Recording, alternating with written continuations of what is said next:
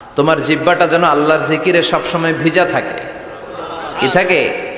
সবসময় যেন পড়ি সুবহানাল্লাহ, আলহামদুলিল্লাহ, লা ইলাহা ইল্লাল্লাহ। সব সময় যেন আমরা পড়ি আল্লাহু আকবার।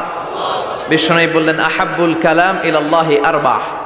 খেয়াল রাখবেন, আল্লাহর কাছে সবচেয়ে প্রিয় কথা চারটা। কয়টা? আহাব্বুল কালামি ইলাল্লাহি আরবাহ। আল্লাহর কাছে সবচাইতে প্রিয় কালাম হচ্ছে চারটা। লা ইয়াদুররুকা বিআইয়িহিন্না বাদাআতা। এই চারটার কোনটা দিয়ে শুরু করবে এটা তোমার ব্যাপার, আগে পরে করলেও কোনো সমস্যা নাই। চারটার একটা হচ্ছে সুবহানাল্লাহ, আরেকটা হচ্ছে আলহামদুলিল্লাহ, আরেকটা হচ্ছে লা ইলাহা ইল্লাল্লাহ, আরেকটা হচ্ছে আল্লাহু আকবার। এজন্য সব সময় আল্লাহর জিকির করতে রাজি আছেন তো? আল্লাহরে ডাকতে রাজি আছেন? ফাযকুরুনি ওয়াশকুরুলি। আল্লাহ বলেন যদি আমার জিকির করো আমিও তোমাদের জিকির করি, যদি আমার স্মরণ করো আমিও তোমাদের স্মরণ করি। আবার বিশ্বনবী বললেন, আল্লাহ ঘোষণা দেন ফাইন যাকারানি ফি নাফসি যাকারতুহু ফি নাফসি। আমার বান্দা যদি একা একা আমার জিকির করে আমিও আমার বান্দাকে একা একা স্মরণ করি। ওয়া ইন যাকারানি ফি মালাইন যাকারতুহু ফি মালাইন খায়রিম মিনহু। আর মহা সম্মেলনে যদি বান্দা আমারে স্মরণ করে আমি এর চাইতো শ্রেষ্ঠ মহা সম্মেলন ফেরেশতাদেরকে নিয়ে আমার বান্দাকে স্মরণ করি। ওয়া ইন তাকাররাবা ইলাইয়া শিবরান তাকাররাবতু ইলাইহি যিরাআন। আমার বান্দা যদি আমার দিকে এক বিঘত আসতে চায় আমি আমার বান্দার দিকে এক হাত এগিয়ে যাই। আমার বান্দা যদি আমার দিকে এক হাত আসতে চায় আমি আমার বান্দার দিকে দুই হাত চলে যাই। ওয়া ইন আতানি ইয়ামশি আতাইতুহু হারওয়ালা। আর আমার বান্দা যদি আমার কাছে হেঁটে হেঁটে আসতে চায় আমি আমার গোলামের দিকে দৌড়ে দৌড়ে যাই। ওই আল্লাহরে ভুলে গিয়ে আমরা মাজারে যে সেজদা দেই, কপাল পোড়া। আছে না নাই? দোদেল বান্দা কালমা চোর, না পায় শ্মশান না পায় ঘোর, দিন থাকিতে আয়রে পথে ছাইড়া দে ভণ্ডামি ভণ্ডামি ভণ্ডামি ভণ্ডামি, ছাইড়া দে ভণ্ডামি। ঠিক কি না? এই ভণ্ডামির সাথে আমাদের সম্পর্ক আছে? মাজার পূজার সাথে ইসলামের কোনো সম্পর্ক আছে? নামাজ কালাম পড়ে না ইবলিশ শয়তানের নানা। আছে না নাই? এলাকায় মনে হয় নাই, অনেক জায়গায় আছে দেখবেন লাল সালু দিয়া উঁচু করা। সাইয়েদনা আলীকে মদিনায় বিশ্বনবী পাঠালেন আর বললেন যত উঁচু মাজার দেখো ভেঙে মাটির সাথে গুড়িয়ে দাও। কবরস্থান উঁচু হবে না, কবর হবে সমান। এটাকে সেফটি দেওয়ার জন্য, সিকিউরিটি দেওয়ার জন্য আপনি চারদিকে সিম্পল বেড়া বা দেয়াল দিতে পারেন যাতে গরু ছাগল যে এই কবরের অসম্মান না করে। আমরা আশরাফুল মাখলুকাত, আমরা বেঁচে থাকলেও যেমনি সম্মান আছে আমাদের, মরে গেলেও সম্মান আছে না নাই? আল্লাহ বললেন ওয়ালাকাদ কাররামনা বানি আদম। আমি বনি আদমের সম্মান বাড়িয়ে দিয়েছি। জীবিত অবস্থায় যেমনি সম্মান, মরে গেলেও সম্মান। ঠিক কি না? বিশ্বনবী দেখলেন একটা লাশ যাচ্ছে, লাশ দেখে নবী দাঁড়িয়ে গেলেন। সাহাবারা বললেন ইয়া রাসূলুল্লাহ ইন্নাহু ইয়াহুদি, এটা ইহুদির লাশ। দাঁড়ালেন কেন? বসেন। বিশ্বনবী বললেন আওয়ালাইসাত নাফসান, এটা কি মানুষ না? এটা হোক না ইহুদি, হোক খ্রিস্টান, হোক নাস্তিক, এটা তো মানুষ। আমি তো মানুষকে সম্মান দিয়েছি। I have dignified the status of the sons of Adam. আমি বনি আদমের সম্মানকে বাড়িয়ে দিয়েছি। সবার উপরে মানুষ সত্য, তাহার উপরে নাই। এজন্য কবরকে সিকিউরিটি দিতে হবে, কিন্তু গম্বুজ বানানো যাবে? লাল সালু দেয়া যাবে? মাজারে আগরবাতি দেয়া যাবে? মোমবাতি, মশারি, অনেক মাজারের উপরে লম্বা মশারি টাঙানো আছে না নাই? ওর বাবারে মশাই কামড়ায়, কত বড় ডাকাত। তো মশাই যদি নিজ থেকে তাড়াইতে না পারে ও তোমারে কি করবে? কথা বলেন। মশা তাড়াতে পারে না নিজের গা থেকে, ও তোমারে কি বাঁচাবে? দেখবেন যে লোকটা মাজারে মশারি দেয় ওর বাবার ডেঙ্গু জ্বর, ওর বাপেরে মশাই খায়, ওর মারে মশাই খায়। গোটা বিশ্বের সবগুলো আল্লাহর ওলি যদি একটা গ্লাসের পানিতে ফু দেয়, আর আপনার মা যদি আপনার মাথার মধ্যে হাত বুলিয়ে দেয়, আপনার মা যদি আপনার বুকে একটা ফু দিয়ে দেয়, সব পীর সাহেব একদিকে, মায়ের দোয়া আরেকদিকে। মায়ের দোয়া মুহূর্তে আবার আল্লাহর আরশে পৌঁছে যাবে। এজন্য বিশ্বনবী বলতেন সালাসু দাওয়াতিন মুস্তাজাবা, তিনটা দোয়া আল্লাহ কবুল ফিরিয়ে দেন না। এক নম্বরে হচ্ছে দাওয়াতুল মুসাফির, সফর অবস্থায় দোয়া করলে কবুল করে কে? দুই নম্বরে দাওয়াতুল মাজলুম, অত্যাচারিত ব্যক্তির দোয়া কবুল করে কে? তিন নম্বরে দাওয়াতুল ওয়ালিদাইনি লিওয়ালাদিহি, মা বাবা যখন হাত তুলে ছেলে মেয়েদের জন্য আল্লাহর কাছে দোয়া করে, ওই দোয়াটাও কবুল করে কে? মাজারে মশারি দিবেন, লাল শালু দিবেন, আগরবাতি, মোমবাতি, কোনো মানত? মাজারে মানত করা যায় না। ইন্নী নাযারতু লিররহমানি সাওমা, মানত করতে হয় রহমানের নামে, মানত হবে একজনের নামে। চিল্লায় বলেন তিনি কে? এজন্য মাজারে কিছু দেয়া যাবে না। এই ভণ্ডামি গোটা বাংলাদেশ ব্যাপী, আমরা বলে যাচ্ছি যতটুকু শুধরানোর শুধরাবে। হেদায়েত দেওয়ার মালিক একজন, চিল্লায় বলেন তিনি কে? অনেক পীর আছে এরকম ভণ্ড পীর, সারা বছরে নাকি একবারও গোসল করে না, 365 দিনে ওর গোসলের রুটিন একদিন, আর ওই একদিনের গোসলের পানি মুরিদরা সব খাইয়া শেষ করে ফেলায়। নাউজুবিল্লাহ কইবেন না? নামাজ কালাম পড়ে না, ইবলিশ শয়তানের নানা, ধর্মের একখান খুঁটি ধইরা কয়দিন করবা হয়রানি। ভণ্ডামি ভণ্ডামি ভণ্ডামি, ছাইড়া দে ভণ্ডামি। দোদেল বান্দা কালমা চোর, না পায় শ্মশান না পায় ঘোর, দিন থাকিতে আয়রে পথে ছাইড়া দে ভণ্ডামি। ভণ্ডামি ভণ্ডামি ভণ্ডামি, ছাইড়া দে ভণ্ডামি। চিল্লায় বলেন ঠিক কিনা? এগুলোর সাথে আমাদের কোনো সম্পর্ক নাই। ইসলাম হচ্ছে সহজ। আদ-দীনু ইউসরুন লা উসরা ফি, আদ-দীনু ইউসর, দিন সহজ। এত জনের কাছে যাওয়া লাগবে না, আপনি ওই জেলায় যে ওই মাজারে মানত করা লাগবে না, আপনার সিলেটে যাওয়া লাগবে না, আপনার খানজানাইলের কাছে যাওয়া লাগবে না, আপনার কোথাও যাওয়া লাগবে না। আপনি বাড়ির পাশের মসজিদে পড়ে সেজদা দেন, মুহূর্তে দোয়া কবুল করে নিবে কে? রব্বুল আলামিন বলে, গোলাম আমারে ডাকস না কেন? তোর ডাকে সাড়া দেওয়ার জন্য আমি 24 আওয়ার্স রেডি। দুনিয়ার বুকে কোনো বিষয় নিয়ে যদি আমরা বারবার যাই, দুনিয়াতে লোকজন রেগে যায়, ঠিক কিনা? আমি ওনার কাছে গেলাম, ভাই আজকে একটা বিপদে পড়ছি, 500 টাকা দেন, দিয়ে দিল। এরপরের দিন আবার গেলাম, দিল। পরশু দিল, তরশু গেলে শেষা দিয়ে দিবে, একটা মাইট দিয়ে দিবে, ঠিক কিনা? কি পাইছো তুমি? প্রতিদিন 500 টাকা। বারবার কোন একটা ইস্যু নিয়ে কারো কাছে যাওয়া যায় না, এটা লজ্জার বিষয়, ঠিক কিনা? কিন্তু আল্লাহর বিষয়টা উল্টো। সুনানে তিরমিজির বর্ণনা, ইন্নাহু মান লাম ইয়াসআলিল্লাহ ইয়াগদাব আলাই, কোন বান্দা যদি কোনো বিষয় নিয়ে, কোনো ব্যাপার নিয়ে আল্লাহর কাছে বারবার না যায়, আল্লাহ তার উপর রেগে যায়। এজন্য আল্লাহর কাছে বারবার চাওয়ার দরকার আছে না নাই? আপনার মনের জ্বালা যন্ত্রণা পূরণ করে দিতে পারে কে? এটার নাম তাওহীদ। এক আল্লাহ কেন্দ্রিক হওয়া, আল্লাহ সেন্টার্ড। আমাদের সবকিছু হবে আল্লাহ কেন্দ্রিক। বিপদে আপদে যে কোনো পরিস্থিতিতে সবার আগে কার কাছে যাব? এটার নাম তাওহীদ, এটার নাম তাওহীদেরই মুর্শিদ আমার মুহাম্মাদের নাম বলো, মুহাম্মাদের নাম। আল্লাহর নাম জপলে বুঝতে পারি, আল্লাহরই কালাম বলো, মুহাম্মাদের নাম।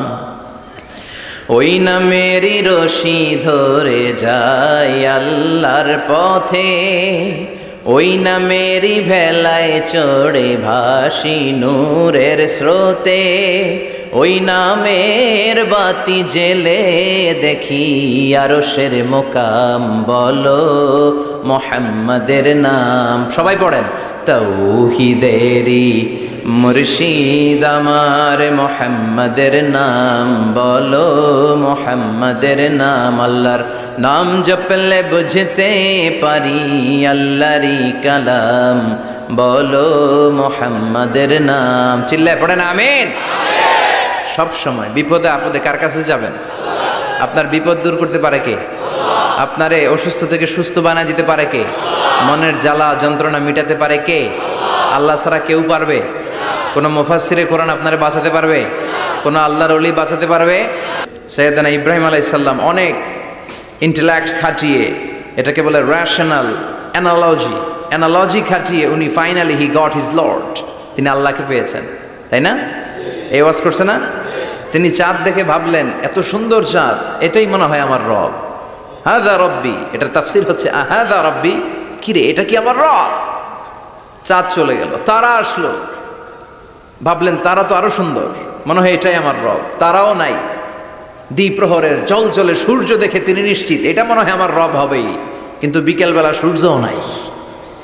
মনে মনে ভাবলেন, আমার রব তো আমার ছেড়ে পালাতে পারে না, সব সময় আমার রব আমার সাথে আছে না নাই?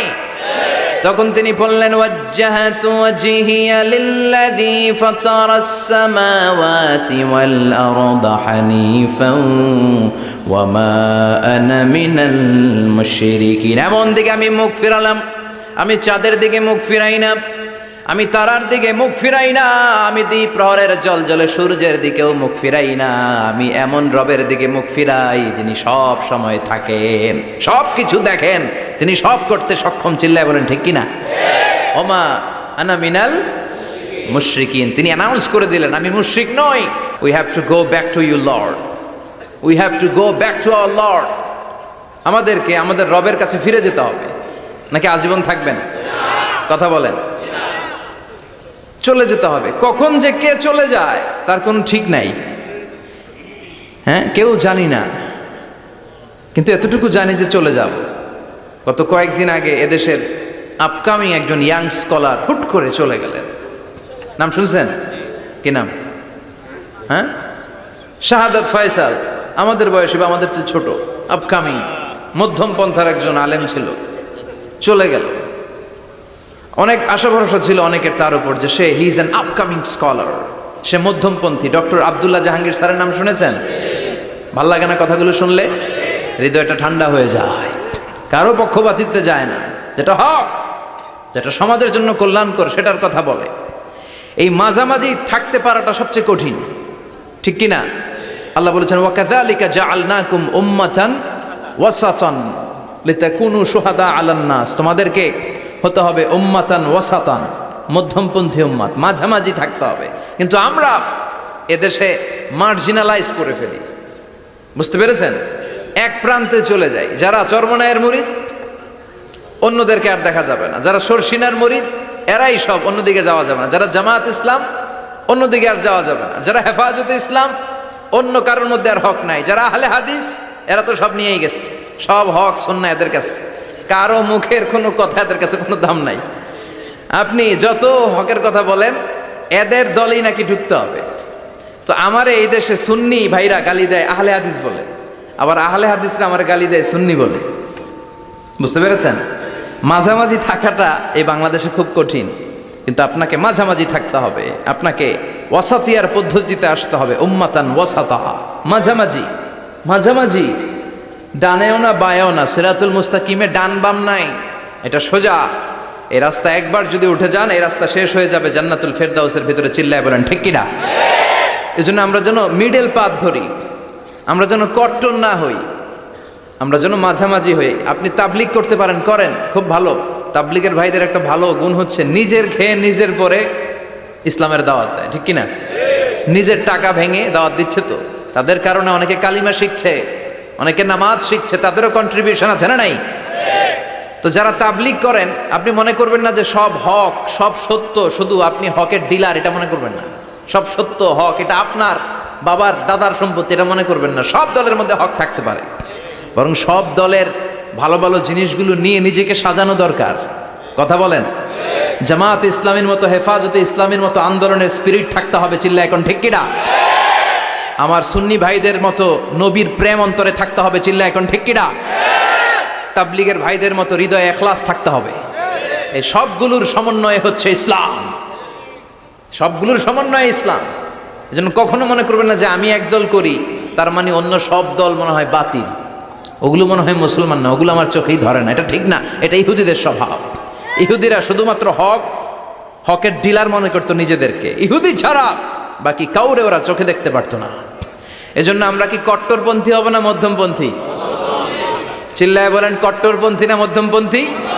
আল্লাহ আমারে যতদিন বাঁচিয়ে রাখে আমি এই মধ্যম পন্থার কথা বলেই যাব, আপ টু মাই ডেথ।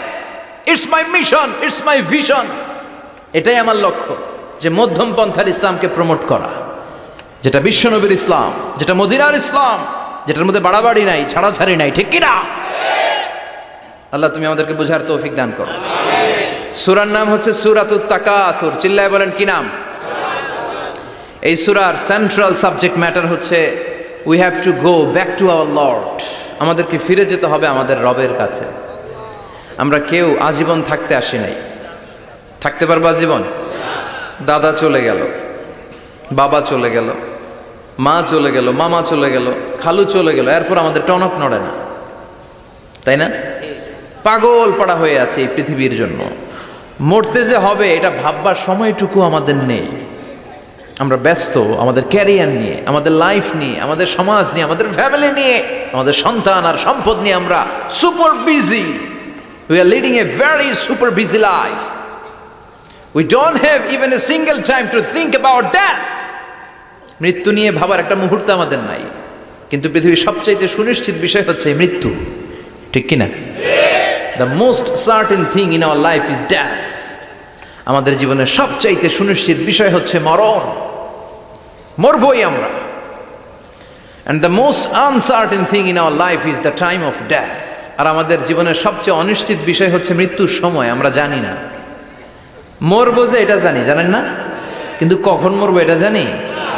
এই সূরাটা আপনারে এই জিনিসটা জানান দিতে এসেছে যে দুনিয়ার সম্পদ, লোভ, লালসা এগুলো নিয়ে পড়ে থেকো না। এই যে আমাদের ফ্যামিলি, আমাদের বাচ্চা কাচ্চা, আমাদের এত টাকা পয়সার হিসেব, মাস শেষে বাড়ি ভাড়া, গ্যাসের বিল, এইটা সেইটা, আপনি কি মনে করছেন যে আপনি চলে গেলে এগুলো থেমে থাকবে? কিছুই থেমে থাকবে না, সব চলবে আগের মতো, থাকবেন না আপনি। এজন্য শাহাদাত ফয়সাল ওনার ফেসবুকে সর্বশেষে লিখে গিয়েছিল, আমি হীন দুনিয়া, মানে এমন দুনিয়া যেটাতে আমি নাই, সব চলে। সকাল গড়িয়ে বিকেল হয়, শীত শেষে গ্রীষ্ম আসে, দিন শেষে রাত নামে, সব চলে, নাই শুধু আমি। চিল্লায় বলেন ঠিক কিনা? তো এজন্য এগুলি একটু ভাবেন। অনেক ব্যস্ত আমরা। এই দুনিয়ার পুরো জীবনটা এটা হচ্ছে লালসাময় একটা জীবন, লোভ, মরিচিকা, মায়াজাল। এই মায়াজালে আমরা আটকে আছি, ফলে মৃত্যুর কথা আমরা ভুলে গিয়েছি। পাগলের মতো ছুটছি, আরো টাকা লাগবে, আরো খ্যাতি লাগবে, আরো যশ লাগবে, আরো দাপট লাগবে আমার। এত টাকা দিয়ে কি হবে? এত সম্পদ দিয়ে কি হবে? এত ব্যস্ততা দিয়ে কি হবে তোমার? স্টপ, থামুন, অনেক হয়েছে, আম্মা থামুন। Take a rest, take a breath and think about death. Think that you have to go back to your Lord. একটু বসেন না, একটু ভাবেন যে আমাকে চলে যেতে হবে, চলে যেতে হবে। এই কোলাহল, এই ব্যস্ততা এগুলো থাকবে, থাকবো না আমি। সাইয়েদনা ওমর ফারুক বলেছেন, মুতু ক্বাবলা আন তামুতু, মরার আগে একবার মরো। হাসিবু ক্বাবলা আন তুহাসাবু আলাইকুম, তোমার হিসাব নেওয়ার আগে তুমি একবার নিজের হিসাবটা করো না। কাগজ বের করে একটু লিখো না কি কি ভালো কাজ করছিলা, যেগুলো দিয়ে নাজাতের ওসিলা হতে পারে, 1 2 3, আর কি কি আকাম কুকাম করছো দেখো না, লিখে দেখো তোমার অবস্থাটা কি। মরার আগে একবার মরো। মরার আগে খাটের মধ্যে শুয়ে শটান করে চোখ বন্ধ করে একবার মরার ভান করে দেখেন কেমন লাগে। চোখটা বন্ধ করেন আর ভাবেন আপনি নাই, কি কি হতে পারে ভাবেন।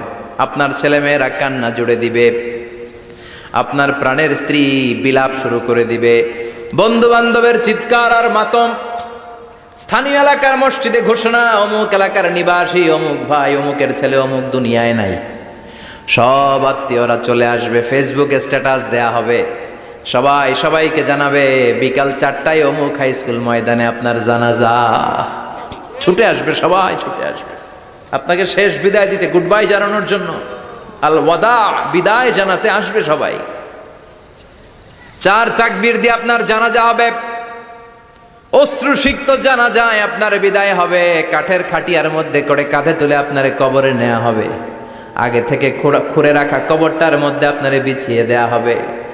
বাঁশের কচি দিয়ে তার উপরে মাটির চাপা দিয়ে সব চলে যাবে। ভাবেন না একবার চোখ বন্ধ করে, this is the circle of life, this is the nature of life. এটা সবার হবে, আমার হবে, আপনার হবে। এত মায়া, এত ভালোবাসা কই যাবে? কেউ থাকবে না, সবাই আপনার অন্ধকার কবরে রেখে দিয়ে চলে আসবে। উপরে বাঁশের কঞ্চি, তার উপরে মাটির চাপা, অন্ধকার আর অন্ধকার। এই অন্ধকার যেন শেষ হতে চায় না, শুধুই অন্ধকার, ঠিক কিনা? এজন্য আমাদের চলে যেতে হবে। দাদা গেল, চাচা গেল, মামা গেল, আমাদেরকেও যেতে হবে, জোরে কোন ঠিক কিনা? একদিন মাটির ভেতরে হবে ঘরে মন আমার, কেন বন্ধ দালান ঘর, প্রাণ পাখি উড়ে যাবে পিঞ্জর ছেড়ে।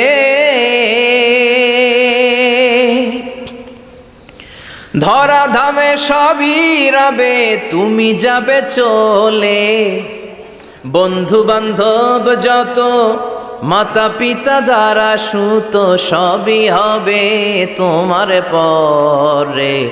মন আমার কেন বান্ধ দালান ঘর, একদিন মাটির ভেতরে হবে ঘর রে। মন আমার কেন বান্ধ দালান ঘর। একটা সার্টেন পিরিয়ড শেষে আপনিও থাকবেন না। This is the nature of life, this is the circle of life. ছোট্ট শিশু হয়ে এসেছিলেন, শৈশব, কৈশোর, যৌবন, প্রৌঢ়ত্ব। আগে ছিলেন সিঙ্গেল, বিয়ে করে হয়ে গেলেন ডবল। এরপরে আল্লাহ আপনাকে একটা মেয়ে দিল, এরপরে মেয়েকে বিয়ে দিয়ে শ্বশুর হলেন, এরপরে ওই মেয়ের ঘরে সন্তান হতে নানা হলেন। আর কতদিন? অনেক দিন হলো তো, অনেক লম্বা সময় পেয়েছেন আপনি। Think about that. এবার যাওয়ার কথা ভাবেন, আখিরাতের সামানের কথা ভাবেন, ফিরে যেতে হবে। কি শক্তিশালী যুবক, বার্ধক্য চলে আসলে লাঠি ছাড়া চলতে পারে না। কুচকুচে কালো দাড়ি সাদা হয়ে যায়, দাড়ির শুভ্রতা, বয়সের ভার, রং ধরা যৌবন জং ধরে শেষ। ঠিক কিনা? This is the circle of life. যুবক ভাইরা, এটাই জীবন, চলে যেতে হবে, কেউ থাকতে পারবে না। ঠিক কিনা? এটা রিমাইন্ডার আল্লাহ এই সূরার ভেতরে দিয়েছেন যে তোমাদেরকে ফিরে যেতে হবে।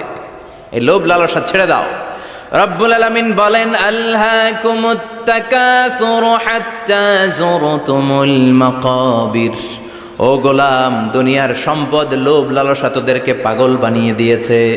এই লোভ পাগলামি কোনোদিন তোদের থামবে না যতদিন না তোরা কবরে ঢুকবি। ঠিক কিনা? কার কথা? আল্লাহ বললেন, দুনিয়ার সম্পদ আর লোভ আর মোহে তোমরা গাফেল হয়ে গিয়েছো। আখিরাতের কথা বেমালুম তোমরা ভুলে গিয়েছো। কিন্তু আখিরাতে তোমাদের যেতেই হবে, কবরের বাড়িতে তোমাদের ঢুকতেই হবে। ঠিক কিনা? যেতেই হবে। আমরা ভুলে যাই। আলহাকুমুত তাকাসুর, অতিরিক্ত পাওয়ার লোভ, বেশি বেশি খাওয়ার লোভ, বেশি বেশি জমানোর লোভ মানুষকে গাফেল বানিয়ে দিয়েছে। এটা মানুষের স্বভাব। আরো চাই, আরো চাই, এই স্বভাবটা আছে না নাই? দেখবেন ছোট বাচ্চারা মসজিদের দোয়া অনুষ্ঠান শেষে জিলাপি দেয় না? বড়ুয়া কৃষ্ণপুর কি দেয়? আগে বাতাসা দিত না, এখন কি দেয়? জিলাপি দেয়, মিষ্টি দেয়। তো মসজিদের 2-3 গেট থেকে যদি দেয়, ছোট বাচ্চারা দেখবেন এদিক দিয়ে কয়েকটা নেয়, নিয়ে আবার ওই গেটে লাইন ধরে। ওর হাত হলো ছোট হাত, ওর হাত ভর্তি জিলাপি, আর নেওয়ার জায়গা নেই, এরপর আরেক জায়গায় লাইন ধরছে। আরো লাগবে, আরো লাগবে, এই আরো আরো আরো চাই। এই স্বভাবটাই মানুষকে কুড়ে কুড়ে শেষ করে দিয়েছে। এত লাগবে কেন তোমার? চাহিদার কোনো শেষ নাই। Unlimited demand of human being. যার আছে বেশি তার চাই বেশি। যার সাইকেল আছে তার হুন্ডা চাই, হুন্ডা আছে তো প্রাইভেট কার চাই, প্রাইভেট কার আছে তো প্লেন চাই, প্লেন আছে তো হেলিকপ্টার চাই, হেলিকপ্টার আছে তো ওইটা চাই, ওইটা আছে তো সেটা চাই। ঠিক কি না? এলাকার মেম্বার যে হয়েছে চেয়ারম্যান হতে চায়, আছে না নাই? এজন্য বিষ্ণু বলেছেন, উনজুরু ইলা মান হুয়া আসফালা মিন, তোমার চেয়ে যে খারাপ আছে ওর দিকে তাকাও। ওয়ালা তানজুর মান হুয়া আ'লা মিন, তোমার চেয়ে যে ভালো আছে ওর দিকে তাকায়ও না, তোমার চেয়ে যে খারাপ অবস্থানে আছে ওর দিকে তাকাও। অনেকে নিজের অবস্থান নিয়ে সুখী না, এরকম আছে না নাই? আল্লাহ আমার এটা দিল না রে, ওইটা দিল না রে, পাইলাম না রে, কিচ্ছু হয় না, কি করব জীবনে, হতাশ। আসলে আছে কিন্তু অনেক, কিন্তু শুকরিয়া নাই, ডাকাত। ঠিক কি না? নিজের অবস্থান নিয়ে সুখী না, কিন্তু অনেক লোক আছে তারা আপনার অবস্থানে পৌঁছতে চায়। তাদের দিকে তাকিয়ে দেখেন, আপনি যে অবস্থানে আছেন এই অবস্থানে পৌঁছাটা অনেকের কাছে স্বপ্ন। তারা প্রতিনিয়ত সংগ্রাম আর স্ট্রাগল করে যাচ্ছে আপনার অবস্থানে পৌঁছতে, আর আপনি এটা নিয়ে সন্তুষ্ট না। শেখ সাদির নাম শুনেছেন? বালাগাল উলা কাশাফাত দুজা, এই কবিতাটার রচয়িতা, ইরানের বিখ্যাত এক কবি। উনি একবার আর্থিক সমস্যার মধ্যে দিয়ে সময় কাটাচ্ছেন, টাকা নাই, পয়সা নাই, পায়ে দেওয়ার মতো জুতা নাই। উনি খুব দুঃখ পেলেন, হায় রে, আমি ইরানের এত বড় কবি, আমার পায়ে দেওয়ার মতো জুতা নাই। দুঃখ ভরা মন নিয়ে রাস্তায় হাঁটতে বেরোলেন। হাঁটতে হাঁটতে হঠাৎ দেখলেন একটা লোক শুয়ে শুয়ে কাঁদছে, ওই লোকটার দুইটা পাই নাই, পাই নাই। উনি সেজদায় পড়ে গেলেন, আল্লাহর কাছে ক্ষমা চাইলেন, আল্লাহ অনেক দিয়েছো, শুকর আলহামদুলিল্লাহ। এজন্য যেই পরিস্থিতিতেই থাকি না কেন আমরা কি পড়বো? জোরে বলেন, কি পড়বো? এজন্য আল কানাতু মিনাল ইসলাম, অল্পে তুষ্ট থাকার নাম হলো ইসলাম। সম্পদ লাগবে কিন্তু সম্পদের পাহাড় লাগবে না, ঠিক কি না? অল্প খান, অল্প পড়েন, অল্প জামান, অল্পের ভেতরে বরকত ঢুকাইয়া দিছে কে? দেখবেন যাদের সম্পদ অল্প তারা সুখী বেশি। জরিপে এটা দেখা গিয়েছে, অনেক সার্ভেতে এটা এসেছে, যারা সম্পদশালী এরা দুঃখী বেশি, এদের দুঃখ বেশি, টেনশন বেশি। খুব স্বাভাবিক, টাকা যার বেশি রোগ তার বেশি, টাকা যার বেশি টেনশন তার বেশি, টাকা যার বেশি ঘরে শান্তি তার কম। আছে না নাই? ঘরের ভেতরে অশান্তি, ছেলে কথা শোনে না, ছেলে টানে গাঞ্জা, মেয়ে করে পরকিয়া। আছে না নাই? স্ত্রী কথা শোনে না, ভালোবাসা নাই, ঘরটা জাহান্নামের টুকরা। রোগ বালাই, এক একটা হসপিটাল বিল পরিশোধ করতে মাসে 5 লাখ 10 লাখ। আছে না নাই? কিছু খেতে পারে না, ডাক্তার একেবারে ডায়েট মেনু বেঁধে দিয়েছে। ডায়েট, ভেরি ডায়েট মেনু, এটা এটা এটা এটা কিছুই খাবেন না, শুধু গরু খাবেন না, খাসি খাবেন না, চিংড়ি খাবেন না, খালি ঘাস খাবেন। ইচ্ছে মতো ঘাস খাবেন, মানে ঘাস জাতীয় যত আইটেম আছে সব খাবেন, শাক খাবেন, সবজি খাবেন, সালাদ খাবেন। গরু, চিংড়ি, মুরগি, গোশত, ইলিশ কিছু খেতে পারে না। তাহলে রোগ বেশি, খাওয়ার মজা নাই, ঘরে সাংসারিক শান্তি নাই, খালি ব্যারাম আর ব্যারাম, ঠিক কিনা? কিন্তু সম্পদের পাহাড় ঘটেছে। আর অল্প যারা খায়, অল্প পড়ে, রিক্সাওয়ালা, কুলিওয়ালা, অল্প বেতনের চাকরি, কিন্তু হক হালালি মেনে চলে, দেখবেন শান্তি আছে অনেক। হ্যাঁ, বাসা ভাড়া দেয়, ফ্যামিলি চালায়, বাচ্চাদের স্কুল বিল, এরপরও মাস শেষে 1-2 হাজার টাকা হাতে থেকে যায়। আর ওর প্রতি মাসে 10 কোটি টাকা ইনকাম, তারপরও ব্যাংকের ঋণ আছে না নাই? সুখ কারে বলে? কিভাবে আপনি সুখকে ডিফাইন করবেন? সুখ তো টাকায় কিনা যায় না, শান্তি টাকা দিয়ে হয় না, শান্তি দেওয়ার মালিক কে? শান্তি আছে অল্প খেয়ে শুকর করার মধ্যে, শান্তি আছে আলহামদুলিল্লাহর মধ্যে। চিল্লায় বলেন ঠিক কিনা? এজন্য অল্প খাবো, অল্প পড়বো, অল্প জামাবো, অল্পের ভেতরে বরকত দিয়েছে কে? দেখেন ধনী ভাইরা খেতে পারে না, কিন্তু রিক্সাওয়ালার কি সমস্যা হয়?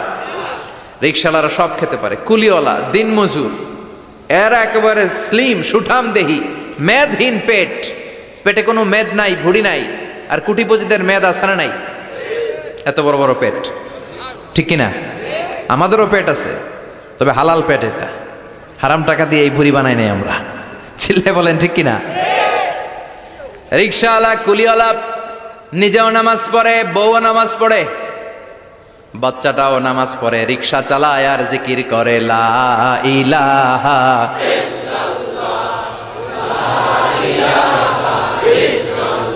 লা ইলাহা ইল্লাল্লাহু মুহাম্মাদুর রাসূলুল্লাহ সাল্লাল্লাহু। সুখ আর শান্তি, তাদের ঘরে সুখ। ধনী কোটিপতি, ভিআইপি, সিআইপিস, এদের রাতে ঘুম নাই, 1 ঘন্টা ঘুমানোর জন্য 4টা ট্যাবলেট খাওয়া লাগে, এরকম আছে না নাই? কিন্তু ঘুমের জন্য যে ট্যাবলেট খাওয়া লাগে রিক্সাওয়ালা এটা জানেই না। ওর যেখানে রাইত ওইখানেই, ওর মাথা বিছনায় লাগতে দেরি, ওর ঘুম আসতে দেরি হয়। ওর ঘুমে নাকের ডাকের আওয়াজে ট্রাকের ইঞ্জিনও ফেল। সুবহানাল্লাহ পড়েন। এজন্য অনেক বেশি সম্পদের পাহাড় করা লাগবে, এই চিন্তা যেন আমাদের মাথায় না আসে। চিল্লায় বলেন ঠিক কিনা? এজন্য রব্বুল আলামিন বলেন আলহাকুমুত তাকাসুর হাত্তা যুরতুমুল মাকাবির। বেশি বেশি সম্পদ উপার্জনের আকাঙ্ক্ষা তোমাদেরকে আখিরাত থেকে গাফেল বানিয়েছে।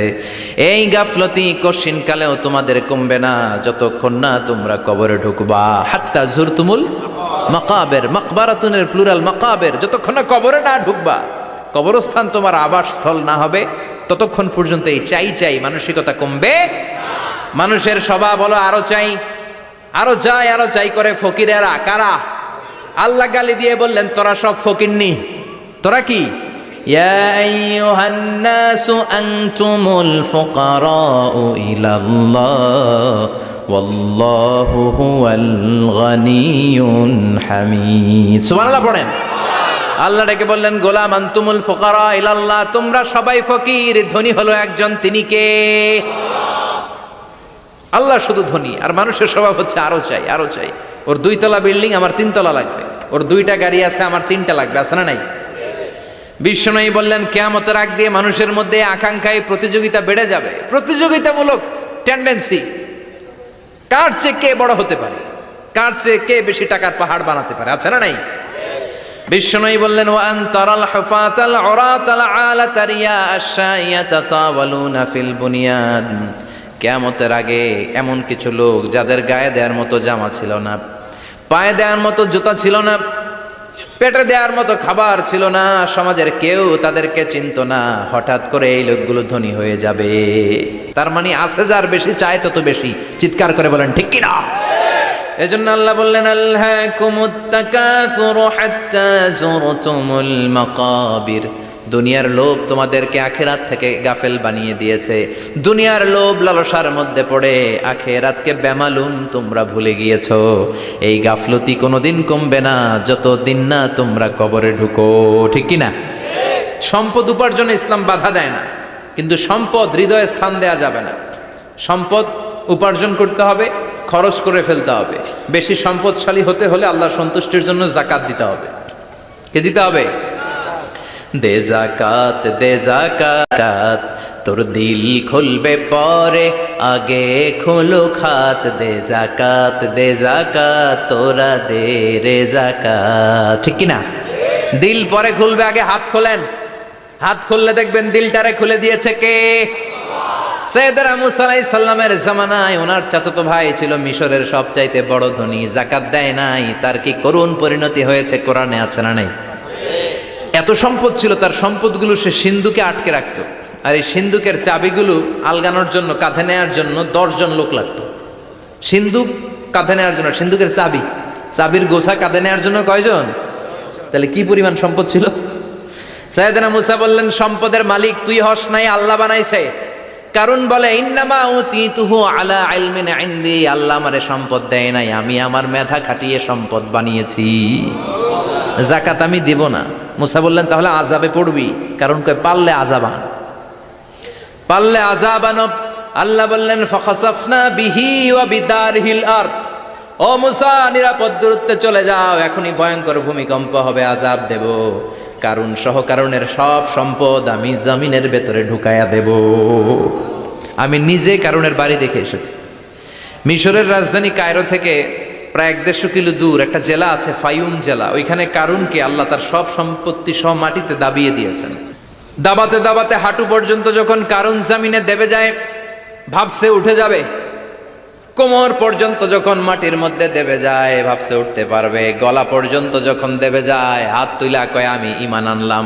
ও মুসা সব সম্পদ তোর, আর তোর আল্লাহর লইয়া যা, খালি আমারে বাঁচা, আমারে। সব গাদ্দারদের একই পরিণতি। ফেরাউনরেও যখন আল্লাহ লোহিত সাগরে পানি খাওয়াতে খাওয়াতে পেটটা এত বড়, হাত তুলা কয় আনামিনাল মুসলিমিন, আমি মুসলমান, আমি ভালো মানুষ। আল্লাহর কোরআন সাক্ষী, সে বলেছে আনামিনাল বনি ইসরাইলরা যে আল্লাহরে মানে আমিও তারে মানি, আমিও আল্লাহর দলের একনিষ্ঠ কর্মী। আর পানি খাইতে পারি না, আল্লাহ বাঁচাও। আল্লাহ কয় আরো খা। শেষ, ফেরাউন শেষ, নমরুদ শেষ, কারুন শেষ। পুরো সম্পদ সহ আল্লাহ কারুনকে জামিনের ভেতরে দাবিয়ে দিলেন। এজন্য সম্পদ যাদের বেশি যাকাত দেওয়ার দরকার আছে না নাই? দারিদ্রতা বিমোচনের জন্য যাকাত দিবেন। যাকাতের শাড়ি লুঙ্গি এইভাবে না, অনেকে কিন্তু দেয় জাকাতের শাড়ি, জাকাতের লুঙ্গি, জাকাতের গামছা, এরকম ডাকাইত আছে না নাই? বাংলাদেশে এমনও হয়েছে জাকাতের শাড়ি দিবে বলে সে পত্রিকায় নিউজ করেছে, আর ওই শাড়ি আনার জন্য শাড়ি দিবে 5000, মানুষ এসেছে 5 লক্ষ। পদপৃষ্ঠ হয়ে 11 জন নারী এক জায়গায় মারা গিয়েছে। কিয়ামতের দিন আল্লাহ বিচারের কাঠগড়ায় এই বিজনেস ম্যাগনেটকে দাঁড়িয়ে সেদিন জিজ্ঞাসা করবে যে কেন তুই এদেরকে কষ্ট দিয়েছিলি? চিল্লা এখন ঠিক কিনা? এদের মৃত্যুর দায়ভার এই শিল্পপতি এড়াতে পারবে না। যাকাতের শাড়ি, যাকাতের লুঙ্গি বিতরণের জন্য আল্লাহ তোমারে ধনী বানায় নাই। ধনীদের দায়িত্ব হলো গরিবের হাতে সম্পদ পৌঁছে দেয়া। ও ফি আমওয়ালিহিম হাক্কুন লিসাইলি ওয়াল মাহরুম। গরিব আমার কাছ থেকে সম্পদ আর যাকাত নিয়ে সে আমার প্রতি করুণা করেছে। আমি যাকাত দেই বলে আমি কোনো দয়া দেখাই নাই। কথা বুঝতে পেরেছেন? আইডিয়াটা ক্লিয়ার করে নেন। যাকাত দেয়া আমার জন্য কি? কথা বলেন, ফরজ। আর যে যাকাত নেয় তার জন্য যাকাত খাওয়া কি ফরজ? আমি গরিব মানুষ, আমি যাকাত খাবো না, না খাইয়া থাকুম, রোজা রাখুন। কথা কন, আমার যে যাকাত নেওয়া লাগবে আমার কোনো কথা নেই, কিন্তু আমি যে ধনী আমার দিতেই হবে, এটা ফরজ। তার মানে আমি দিয়ে আমি দয়া করি নাই, ও নিয়ে আমারে বাঁচাইয়া দয়া করে গেছে। চিৎকার করে বলো ঠিক কিনা? ইসলাম বলে রাস্তার এক পাশে পাঁচতলা আর এক পাশে গাছতলা, এটার নাম ইসলাম না। ওফিয়ামু আলিহিম হাক্কুন লিসাইলি ওয়াল মাহরুম, খেটে খাওয়া মানুষ, সুবিধা বঞ্চিত মানুষদের দ্বারে যে তুমি যাকাতের টাকা পৌঁছে দাও। যাকাতকে ফরজ করা হয়েছে দারিদ্রতা বিমোচনের জন্য। আপনি শাড়ি লুঙ্গি দিলে কি হবে? ওরে শাড়ি দিচ্ছেন দুপুরে, রাত্রেবেলা ও আরেক জায়গায় লাইন ধরে আছে, বিরিয়ানির প্যাকেট দিতেছে ওইখানে, কথা কন, সারাটা বছর ও যাকাতের টাকা নেবে, ওর কিচ্ছু হবে না। বরং এমন কিছু তাকে করে দিতে হবে যেটা দিয়ে সে ফ্যামিলি লিড করতে পারে। একটা সিএনজি কিনে দেন, ওই ফ্যামিলিতে কোনো যুবক থাকলে সিএনজি চালায়া, অটো চালায় ফ্যামিলিটারে চালাবে। একটা টঙের দোকান করে দেন, চায়ের দোকান, চা বিক্রি করে ফ্যামিলিটারে চালাবে।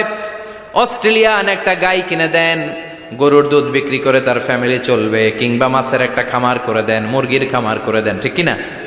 ওমরে ফারুক বলতেন এমন ভাবে জাকাত দাও যাতে করে যাকে জাকাত দিয়েছে জীবনে কোনোদিন সেজন্য আর কারো কাছে যে হাত পেতে জাকাতের জন্য দাঁড়িয়ে না থাকে। এই বিধানটা কার? এজন্য আল্লাহ বললেন আলহাকুমুত তাকাসুরু হাত্তা যুরতুমুল মাকাবির, দুনিয়ার লোভ লালসা তোমাদের কমবে না যতদিন না তোমরা কবরে ঢুকো। কার কথা? চিল্লায় বলেন কার? এজন্য দুনিয়ার প্রতি যে আমাদের লোভ, এটা কি বাড়াইতে হবে না কমাইতে হবে? এই দুনিয়ার জীবন এটা ক্ষণিকের। অমাল হায়াতুদ দুনিয়া ইল্লা মাতাউল গুরুর, এটা ভোগের সামগ্রী, আজ আছে কাল না, এটা হাতের ময়লা। দুনিয়ার এই জীবনের দৃষ্টান্ত হচ্ছে চারটা স্বর্ণের টুকরা আর তিনটা লাশের মতো। স্বর্ণের টুকরা চারটা, চিৎকার করে বলেন তো কয়টা?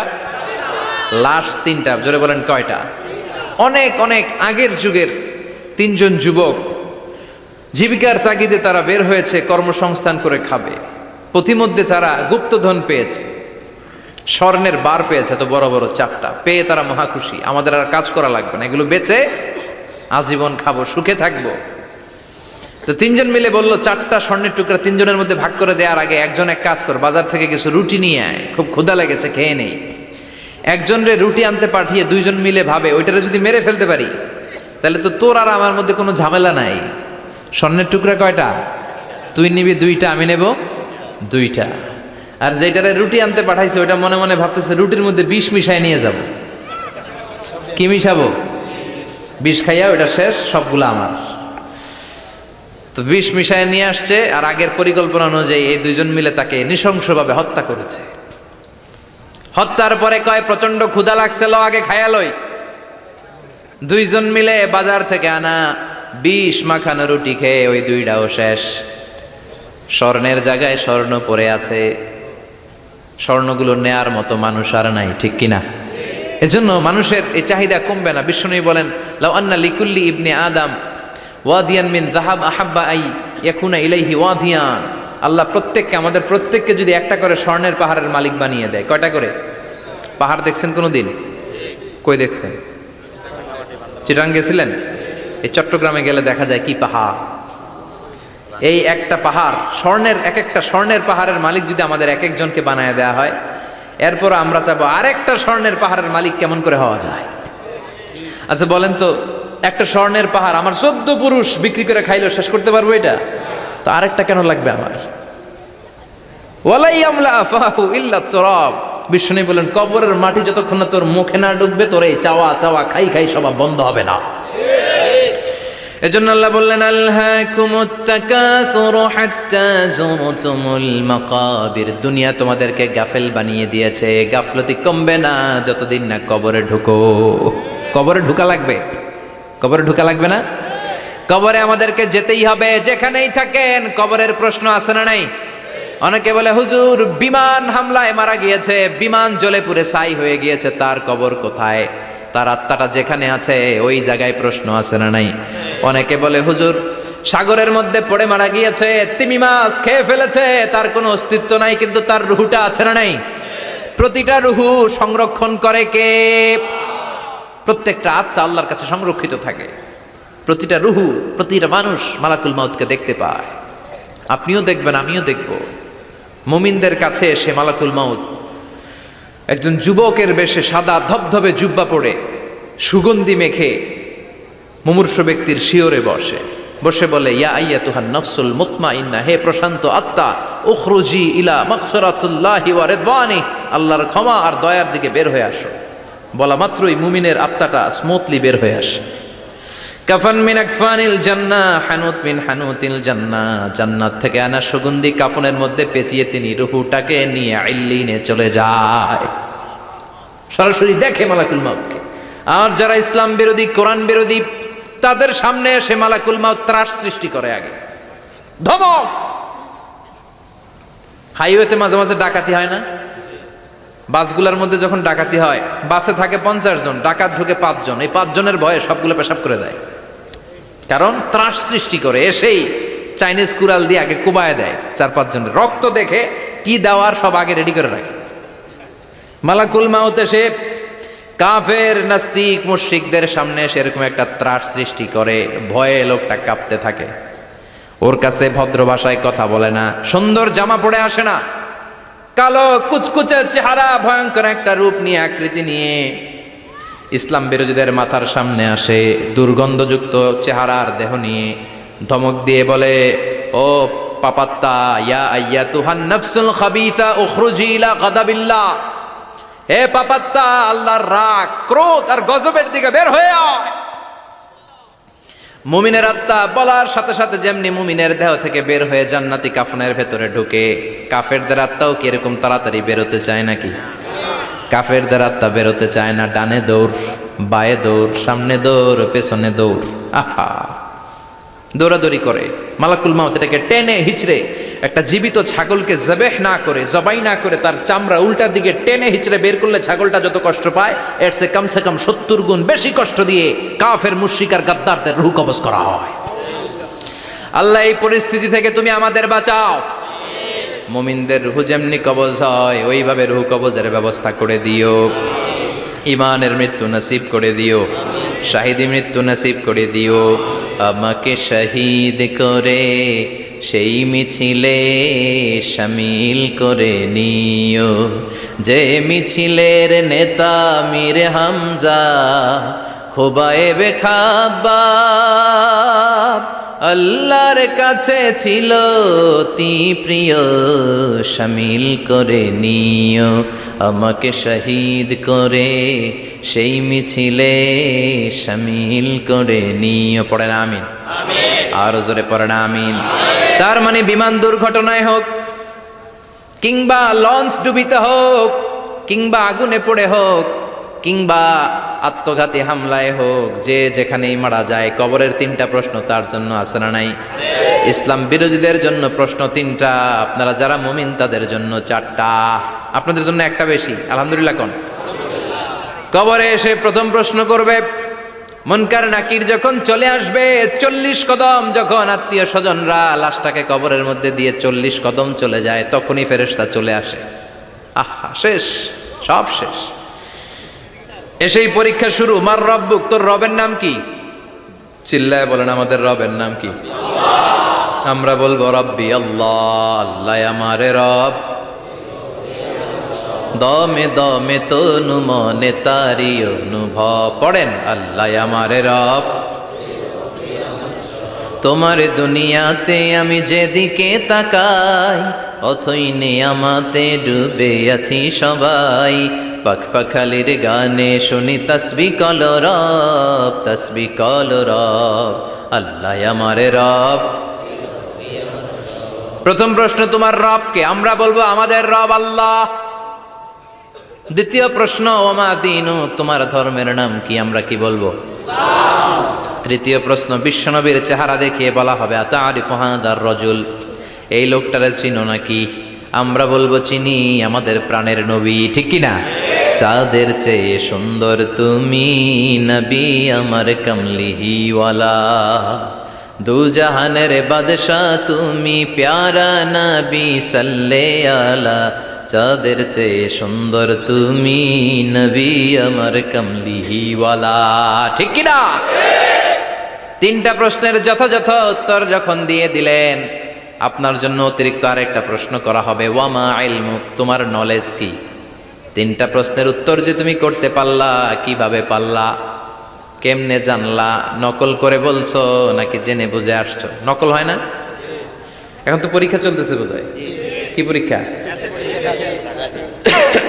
এসএসসি পরীক্ষা। নকল হয়? কৃষ্ণপুরে নকল নাই না? এখন মনে হয় এগুলো একটু কমছে। একটা সময় ছিল অনেক নকল হইতো। পাঞ্জাবের ভিতরে নকল, পকেটে নকল, টুপির ভিতরে নকল, মৌজার ভিতরেও নকল। এমনকি মেয়েরাও নকল করে পরীক্ষার হলে আসে না নাই? স্কেলের মধ্যে লিখে নিয়ে যায়, হাতের মধ্যে লিখে নিয়ে যায়, ওড়নায় লিখে নিয়ে যায়, কাপড়ে লিখে নিয়ে যায়, আসে না নাই? ফেরেশতারা বলবে নকল করছো নাকি? কেমনে জানলা? 3টা প্রশ্নের উত্তর তুমি কেমনে বললা? আল্লাহ তোমার রব, ইসলাম তোমার ধর্ম, এই লোকটা বিশ্বনবী, কেমনে চিনলা? আপনাকে তখন বলতে হবে আমি কোরআন থেকে শিখেছি, আমি হাদিস থেকে শিখেছি, আমি ইসলাম জেনে বুঝে মেনেছি, আমি আন্দাজে কোথাও ঘুরি নাই। চিল্লা এখন ঠিক কিনা? আপনাকে বলতে হবে। এজন্য শিখতে হবে, প্রতিনিয়ত ইসলাম সম্পর্কে জানতে হবে, আখের গোছাতে হবে, জীবনটাকে আলোকিত করতে হবে। চিল্লায় বলেন ঠিক কিনা? 4টা প্রশ্নই যখন হয়ে গেল, ফেরেশতারা বলবে আহলান ওয়া সাহলান ওয়া মারহাবান বিক, খোশামদেদ, কংগ্রেচুলেশন, খোশামদেদ, কংগ্রেচুলেশন। সব প্রশ্নের উত্তর তুমি পেরেছ। ফায়ুফসাহু লাহু কবরুহু ৭০ যিরান, আপনার কবরটারে ৭০ হাত লম্বা করে দেয়া হবে। ওয়া ইফতাহু লাহু বাবুন ইলাল জান্নাহ, আপনার কবর থেকে জান্নাতের দিকে দরজা খুলে দেয়া হবে।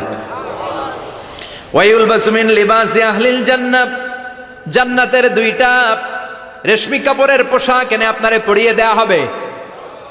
আর বলা হবে নাম কানাউ মিলা আরুস, ঘুমাও, sleep, you should get some sleep now, তোমাকে লম্বা সময় পাড়ে দিতে হবে, ঘুমাও। কানাউ মিলা আরুস, যেমনি বর বাসর রাতে আরামসে ঘুম দেয়, বাসর রাতে যেমনি বর কনেকে নিয়ে মধুর ঘুম দেয়, তুমিও ঘুমাও, কেউ তোমার ঘুম ভাঙবে না। মালাক ইসরাফিলের, কিয়ামতের জন্য ইসরাফিলের সিংহায় যে ফুৎকার আছে, ওই ফুৎকার ছাড়া কোনো কিছুই তোমার ঘুম ভাঙাতে পারবে না। আলহামদুলিল্লাহ পড়েন।